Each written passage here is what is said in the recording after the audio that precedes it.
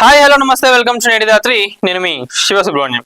ముందుగా వీడియోలోకి వెళ్లే ముందు ప్రతి ఒక్కరిని కూడా ఒకటే రిక్వెస్ట్ చేస్తున్నా, ఏంటంటే వీడియోని మొత్తం లాస్ట్ వరకు చూడండి, ఛానల్ని లైక్ చేసుకోండి, సబ్స్క్రైబ్ చేసుకోండి.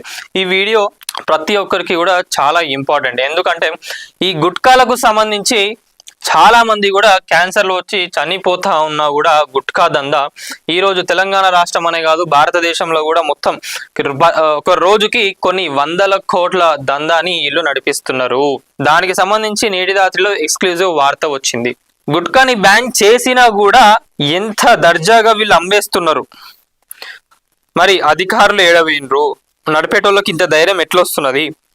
తెలంగాణ రాష్ట్రంలో 2024 మే 24న బ్యాన్ చేయడం జరిగింది. Food safety act 2026 commissioner of food safety R V Karnan IAS ఏది ఇప్పుడు నిజంగా ఎవరైనా గుట్కాలు అమ్ముతున్నట్టుగా లేదా మ్యానుఫ్యాక్చర్ చేసినట్టుగా ఏదైనా దొరికినా కూడా వాళ్ళకి ఏంటంటే 10 సంవత్సరాలు జైలు శిక్ష ప్లస్ 5 లక్షలు పెనాల్టీ కట్టాలే ఉంటుంది.